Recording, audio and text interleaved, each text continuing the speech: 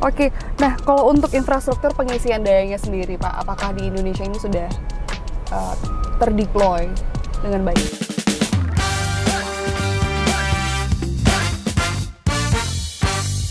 Nah, memang infrastruktur belum sebanyak SPBU ya.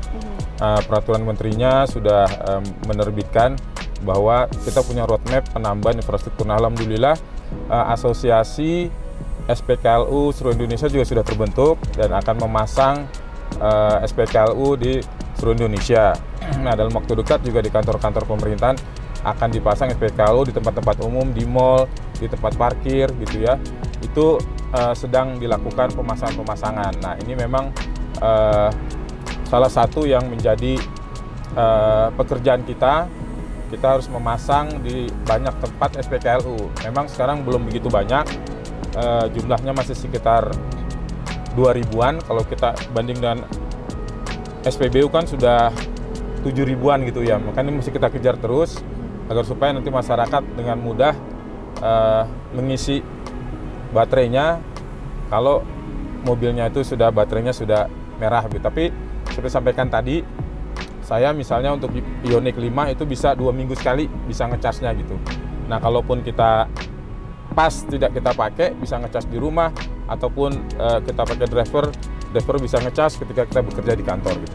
Ya, luar biasa sekali. Nah, kalau kemarin isunya yang lagi hangat-hangatnya masih sampai saat ini adalah polusi udara. Ya. Kira-kira Bapak melihat penggunaan ini apabila semakin meningkat, semakin banyak juga user untuk electric vehicle, kira-kira bagaimana Pak? Apakah memang akan memberikan pengaruh yang sangat baik? Betul, kalau saya melihat ya ketika kita COVID, ada work from home, seluruh Jakarta, seluruh Indonesia bekerja di rumah, itu langit biru, tidak ada polusi, malam bertaburan bintang kita bisa melihat. Ini tandanya apa? Bahwa kalau kita semua tidak menggunakan kendaraan yang berbahan bakar BBM dan kita menggunakan kendaraan listrik, maka udara akan semakin bersih. Sudah terbukti pada saat COVID itu tidak ada kendaraan yang keluar, itu udara bersih. Nah, nanti kalau kendaraan yang keluar adalah kendaraan listrik, maka juga udara akan bersih. Itu fakta yang bisa pernah kita rasakan, kita lihat. Nah, otomatis bahwa udara akan lebih bersih terutama kalau sepeda motor ini ya. Sepeda motor ini kan di Jakarta, di Jawa itu 60% dan 60% masih menggunakan 60% BBM itu jenis bensin itu digunakan oleh sepeda motor. Nah, karena sepeda motor ini udah bisa ngecas di mana saja, bahkan sekarang swap begitu, 1 menit juga bisa langsung ganti baterai begitu ya. Ini akan sangat signifikan sekali pengaruhnya karena pertama akan mengurangi impor sampai 0% bensin. Karena apa? 60% bensin digunakan oleh sepeda motor. Nah, sekarang kita impornya 50% ya. Kemudian ngecasnya kita bisa di mana saja. Di rumah, ataupun kalau kita nggak mau ngecas, kita ganti baterai. Nah, kemudian harga motor juga sudah ada yang lebih murah motor listrik dibanding motor BBM. Ya? Nah, juga pemerintah menyediakan dana anggaran untuk mengkonversi motor BBM ke motor listrik.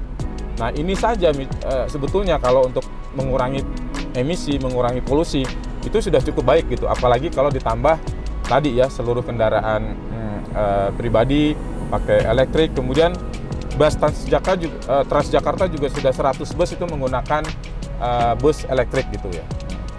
Nah, kalau arah kebijakannya nih dari pemerintah sendiri akan tetap terus support kebijakan-kebijakan yang akan memberikan insentif kepada usernya nanti, atau kira-kira arahnya seperti apa Pak? Iya, seperti kita tahu bersama bahwa pemerintah terus mensupport, rencananya itu tahun depan semua masyarakat yang punya kendaraan listrik akan bebas pajak tahunannya. Itu kan suatu tanda supportnya luar biasa. Kemudian juga Bapak Presiden juga sudah mengeluarkan instruksi Presiden. Semua pejabat negara, BUMN sampai ke tingkat daerah gitu juga diwajibkan untuk menggunakan kendaraan listrik. Nah, alhamdulillah akhir tahun ini rencana juga Kementerian SDM akan membeli 30 mobil listrik untuk para pejabatnya begitu. Ya, jadi kontribusi langsung juga ya. Betul. Usernya. Oke, terakhir yang mungkin yang bisa membuat para sobat energi ini semakin tertarik untuk investasi atau membeli kendaraan listrik, Pak? Nah, dimulai coba menukar atau menjual kendaraan BBM-nya, ditukar dengan kendaraan listrik, terutama sepeda motor, karena harganya sudah jauh lebih murah, dan juga kalau membeli baru juga sudah mendapat insentif dari pemerintah 7 juta rupiah.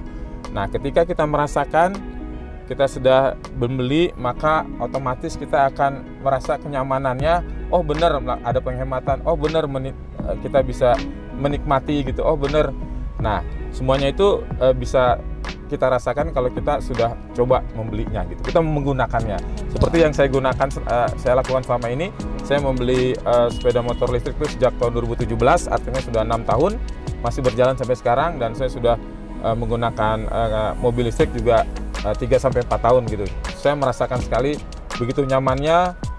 Saya tidak perlu mengeluarkan biaya untuk beli bensin, perawatannya pun tidak perlu mengeluarkan biaya, dan yang paling bahagia juga kalau mobil listrik kan pajaknya sampai jutaan, puluhan juta, belasan juta gitu. Nah, saya ini nggak sampai 1 juta, itu kayaknya nggak kerasa sekali gitu, otomatis banyak sekali manfaatnya, juga mengurangi polusi dan sebagainya. Terima kasih. Mungkin satu lagi, kira-kira penghematannya berapa Pak yang dibandingin dengan kita belanja bahan bakar minyak? Nah, kalau kita beli BBM kan sekitar sebulan itu 3-4 juta. Maintenance-nya juga sekitar segitu begitu ya. Artinya kita tuh dalam 1 bulan bisa sampai 10 juta rupiah penghematannya kalau kita hitung juga dengan pajaknya kan. Kalau kita hitung pajak katakan 16 juta per tahun mobil biasa begitu. Nah, itu kan berarti ada penghematan tiap bulannya sekitar 1,5 juta. Nah, total sebulan bisa 10 juta. Bayangkan kalau kita 5 tahun, 10 juta kali 60 bulan, itu udah 600 juta kan. Wow. Nah, artinya apa? Kendaraan listrik kalau kita ukur sampai 5 tahun, itu hematnya luar biasa. Meskipun terlihat mahal ya. Iya, di awalnya. Efisien sekali dari segi biaya. Iya. Tapi kalau hujan ini nggak khawatir baterainya? Enggak. Karena saya pakai mobil listrik, pakai motor listrik, bahkan uji cobanya itu kita melewati banjir, itu nggak ada masalah.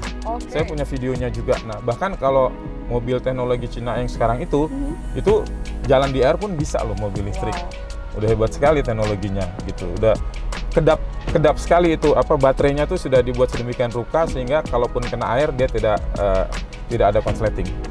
Oke, berarti satu, efisien, murah, aman juga ya dari segi, dan juga didukung oleh pemerintah melalui kebijakan dan juga insentif lainnya. Oke, mungkin itu aja hari ini bersama dengan Pak Joksis.